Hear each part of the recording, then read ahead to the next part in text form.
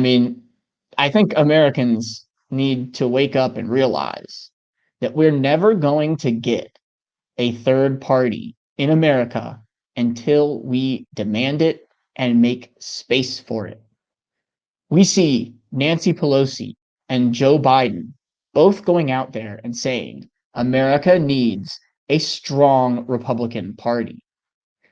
Yet we don't see the squad. We don't see AOC. We don't see Ilhan Omar. We don't see Ro Khanna. We don't see any of them saying anything about the need for a strong third party in America, the need for a multi-party system in America.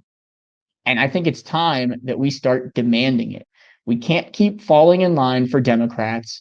We can't keep going, yeah, a third party would be nice, but it's not viable right now. And so, they should just go organize. And no, you have to help organize. If you want a third party, you have to help make space for it. You have to talk to third party candidates. You have to pressure the media to give them space.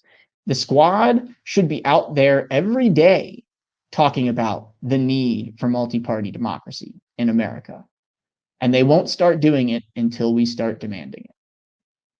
So now I'm going to move on to our next topic for the day.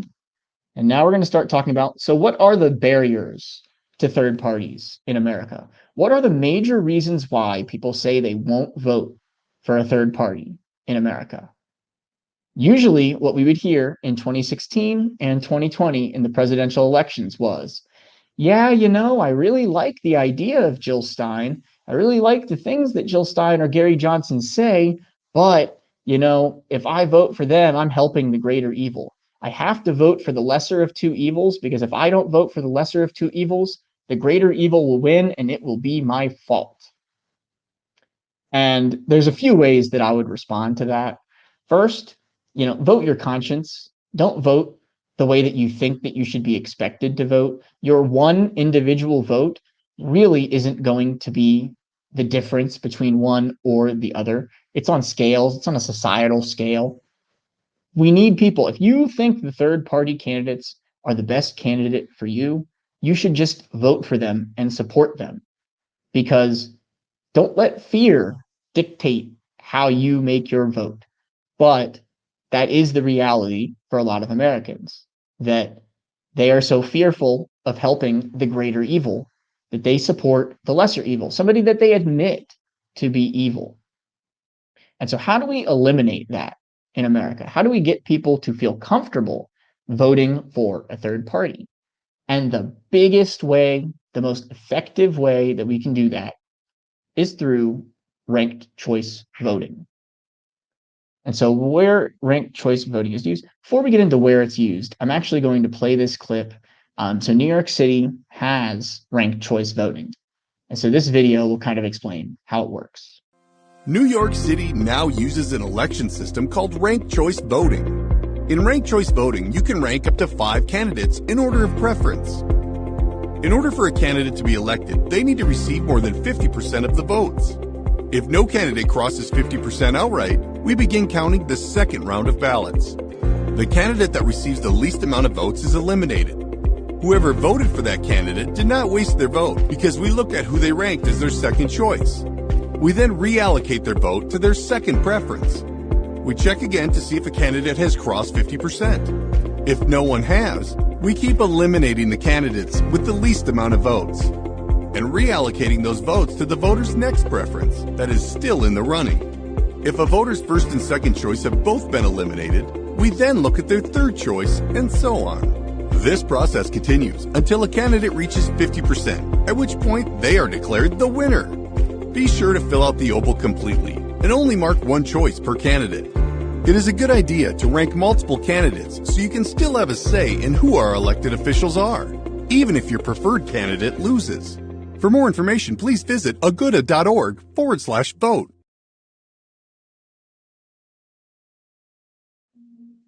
So think about that.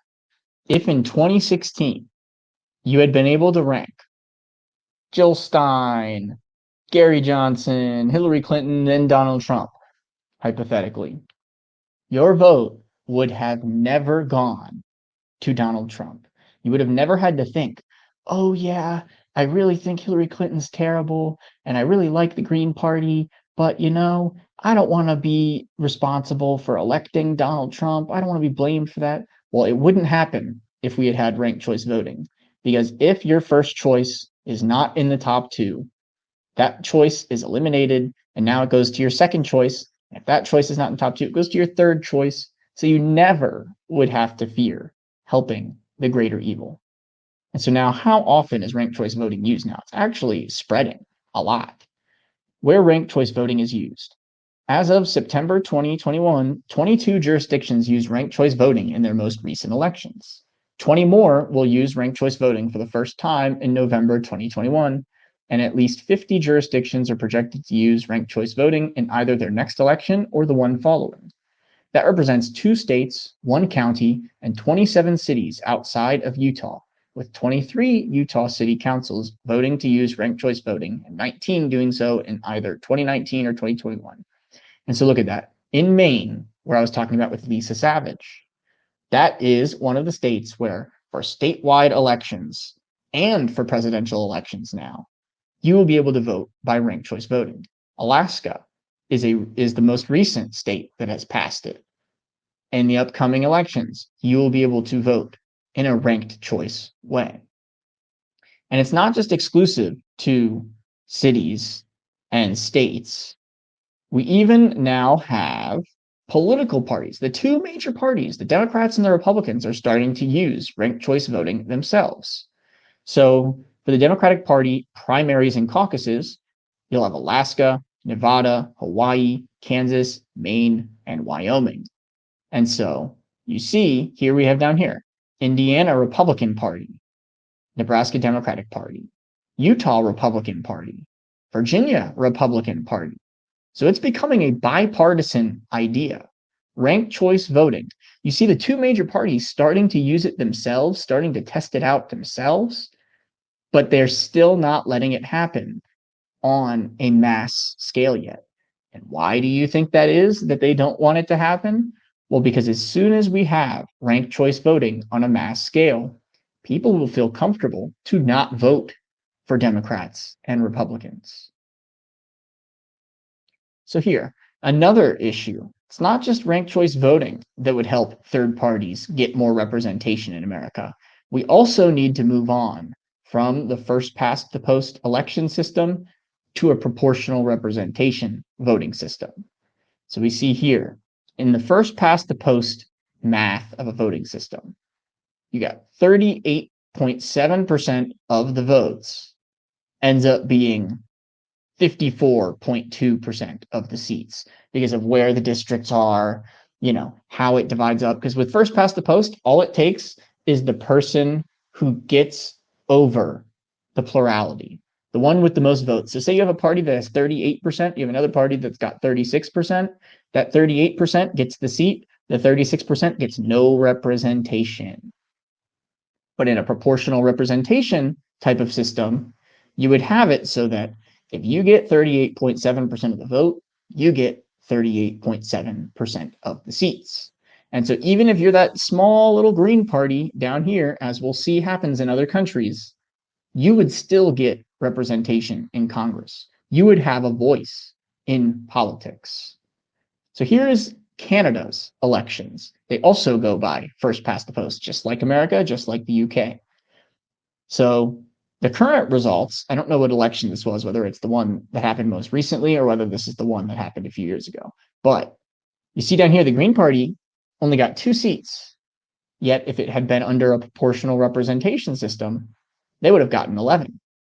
Down here, this party, I don't know what party that is, they got 0 seats.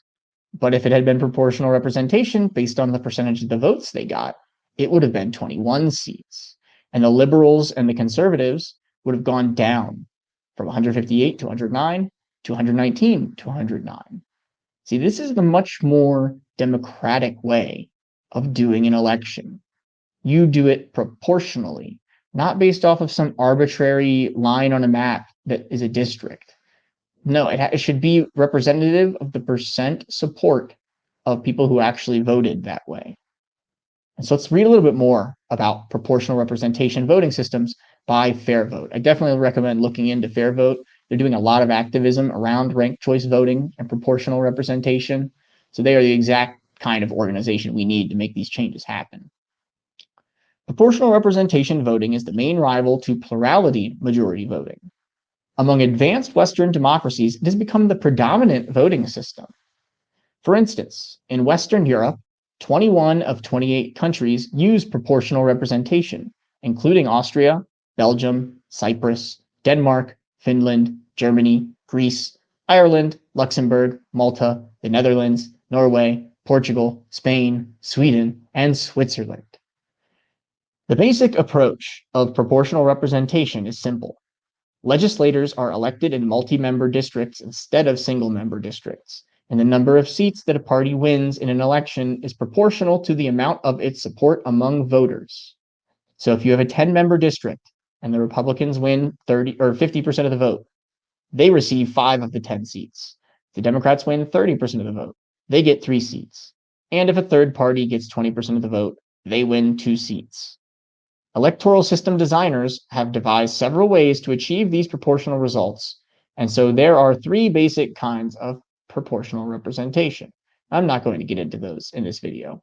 The main point here is that if you have a proportional representation voting system, you actually get representation even if you don't win, even if your party is considered fringe and only gets 20% of the vote in your state, you would still have a representative in your legislature speaking up for you. And that's monumentally important. And why is that monumentally important? Well, Sweden is a good example of how it would fundamentally change our voting system. So Sweden's 7.3 million voters will go to the polls on 9th of September. This was 2018, by the way, electing a new parliament and government to succeed the Social Democrat Green minority coalition. So how does their system work? That's the important part of this article. The 349 MPs in Sweden's Riksdag are elected through proportional representation, 310 of them by the country's 29 constituencies, each of which has a set number of seats depending on their population. The remaining 39 are divided up so each party's parliamentary representation more or less matches its share of the national vote. 4% of the national vote, or 12% of a constituency vote, is needed to enter parliament. And so what ended up happening in that election? So we see here the Social Democratic Party got the most votes, 28%. They got 101 seats. Then you see down here, the Green Party, they got 4.3% of the vote. That's not that much, but they still got 15 seats in Congress. If this had been 2016 in America, where the Libertarian Party, they got like 3%, 4% nationally, they would have almost qualified in Sweden to actually get double-digit numbers of seats in their legislature. You would actually see more than 2 political parties in America in the legislature. And so if you see here, this is how it ended up breaking down into coalitions. You have the Swedish Democrats, who are the far right. You have the Left Party, which is the far left. You have the Social Democrats, who had gotten the plurality. So if this had been first past the post, the Social Democrats would have won. But that's not how it works in a proportional parliamentary system. You have to form coalitions. So these different political factions who don't necessarily agree with each other enough to be in the same political party now reaches the time where they have to work together and form a coalition. And what ended up happening was the Social Democrats, in coalition with the Green Party, the people who got 4.3% of the vote, and the Center Party, and sometimes even the Left Party, they agreed to form a government. And so the Greens, if they wanted to, if they were unhappy about something that the Social Democrats are doing, they could pull out of the coalition, and either the Social Democrats need to form a coalition with another party, or a snap election happens, and votes happen even if it's not a presidential election year or a parliamentary election year. And you actually almost saw this happen earlier this year in Sweden. The Left Party was upset about something the Social Democrats were doing regarding housing. And so the Left Party, who agreed to help the coalition stay alive, they had said that if the Social Democrats didn't fold on this demand, the Left Party was going to pull out of the coalition and a new election would have to be held. And what happened? The Social Democrats caved to the pressure because they didn't want to have to form a new coalition. They didn't want to have a snap election that would risk giving the Swedish Democrats more votes. So that just shows the difference. If we had a proportional representation system in America that required this kind of coalition building, you would see a small minor party like the Libertarians or the Greens actually have leverage over the two major parties. They could make or break coalitions. They could be the people in Joe Manchin right now. You see how Joe Manchin is out there as a one-man wrecking ball in the Senate, preventing Democrats from doing more progressive things. Well, if we had a proportional representation system, we could have the Greens doing that. We could have the Libertarians doing that. We could have more representation in Congress that's honest, that's genuine. And some people will counter this by saying, oh, well, America already does kind of have that kind of coalition building. It's called primaries. That is not a good argument, because even after primaries, you see everybody have to pledge their loyalty to the candidate who won, the candidate who they might fundamentally disagree with. Whereas if you had a multi-party proportional representation system, well, we could be honest that we don't agree with them. You don't have to pretend to like Joe Biden. You don't have to pretend to like Hillary Clinton. If your party ends up with 5 seats and you need to decide between Hillary Clinton and Donald Trump, okay, well, then now you make that decision between Democrats and Republicans. But you get to still vote your conscience. You still get to speak your mind. You don't have to worry about party unity, which is the big thing that they use to prevent the progressives from primarying the centrist, neoliberal corporate Democrats. And so we see here, just kind of explaining what I already said, Sweden gets new government after weeks of coalition wrangling. So that's what happens. They actually have the vote, and then it takes them weeks to decide how are they going to form the new coalition. So 18 weeks after a general election, Social Democrat leader Stefan Löfven finally won enough support in the Swedish parliament Friday to secure a second term as prime minister. His victory ends a rare bout of political turmoil in the Nordic state after a surge in support for the far-right Sweden Democrats at the ballot box in September robbed both the country's traditional center-right and center-left blocs of a majority and forced a remaking of political alliances.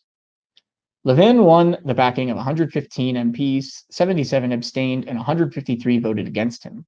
Under Swedish rules, to be elected, prospective prime minister can be elected so long as there is not a majority against his or her candidacy.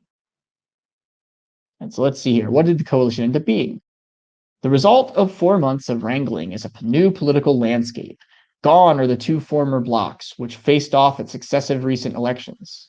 In their place is a new, larger, 4-party centrist unit with a minority coalition government of the Social Democrats and Greens, supported in parliament by the Center Party and Liberals. The Left Party have also agreed to supply limited support. And so you see, the coalition they have now is the Social Democrats and the 4.3% Greens. So if you were a political minority in America and we had a proportional representation system, you would actually be important. Your political voice would actually make a difference on the political process. Here we have Germany, this other example of a parliamentary system. They just had their election this week. How did the vote break down? 25.7% for the Social Democrats, 24.1% for the Christian Democrats, who are Angela Merkel's former party. She was, 4-time prime minister of Germany. We've got the Green Party, who actually earlier this year were in first place in the polls, and then they kind of fell off a little bit. But they ended up getting 14.8% of the vote. But then we have down here the 8.7 others. And it looks like they even got 1 seat. The 4.9% Left Party, they actually ended up getting 39 seats, even though they only got 4.9% of the vote because of how it broke down regionally. And so now what are the type of coalitions that could be formed to form a government? You could have the traffic light coalition, the SPD, FDP, and the Greens. This red, green, red one, which involves the Left Party that only got 4.9% of the support. You don't always need a majority. Sometimes you can have a minority government. But the whole point is to say is that this proportional representation voting system which is the most common democratic process of voting in the West, it is far more democratic than the first past the post, and especially more democratic than America's two-party capitalist system. And so how do we change this in America? How do we go from being a two-party capitalist duopoly to being a multi-party proportional election system? How can we make that happen? Well, we have right here the Fair Representation Act. So let's read what Fair Vote says. Our country is ready to reform our elections. Now is the time for Congress to act. The Fair Representation Act, H.R. 3863, is the bold, comprehensive solution that solves our problems with partisan gerrymandering and uncompetitive elections and encourages politicians to represent everyone, not just their base. Partisan gerrymandering has only gotten worse in an era of sophisticated technology and polarized voting patterns. Redistricting has become a fraught endeavor, replete with corruption, controversy, and years of expensive litigation. Because the U.S. Supreme Court ruled in 2019 that partisan gerrymandering was a political issue beyond the ability of federal courts to decide, an act of Congress is the only way to end gerrymandering in all states. However, our problems go beyond gerrymandering. Single winner districts no longer work well for American democracy. They lock most voters into congressional districts that are increasingly skewed toward one party and leaves too many voters unrepresented and powerless to affect outcomes.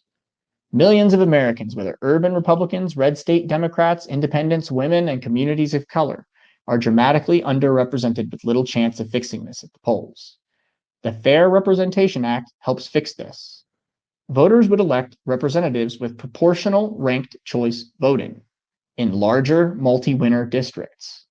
Safe red and blue districts would be a thing of the past, as every district would elect both Democrats and Republicans in proportion to their level of support. With proportional results, there would be no gerrymandering.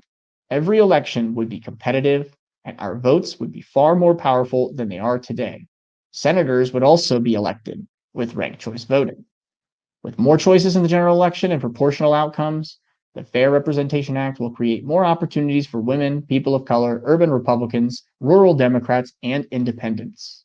We must open elections to reflect our full diversity. The Fair Representation Act is the strongest commitment and most complete solution to voter equality, equal representation, and greater choice. It's how we make our democracy work again for everyone. I don't think our country's ever been a democracy, for one, just going to add that caveat to what they said there. We didn't even have presidential primaries until there were riots in Chicago in the 60s because the candidate that won the popular vote didn't end up being the nominee. And so we've never had a democracy. We've always had a corporate oligarchy in America. But at least with something like this, we'd be a little bit closer to real democracy. It would at least be a more democratic system so that we can start to express what we think it will take to become a real democracy, which in my opinion is not just political democracy, it's economic democracy also. And so what is that bill? H.R. 3863, Fair Representation Act. What does it say here? Official title is introduced. To establish the use of ranked choice voting in elections for senators and representatives in Congress, to require each state with more than one representative to establish multi-member congressional districts, to require states to conduct congressional redistricting through independent commissions and for other purposes. And it's co-sponsored by 7 people, including my representative, Jamie Rashkin here. And so I think the moral of all of this here is to say that America is not a democracy. America is a capitalist duopoly captured by partisan interests who are bought off through dark money, through super PACs, through mass donations given by the corporate elites who can afford to buy the two political parties, who then squeeze out any competition against their capitalist two-party rule.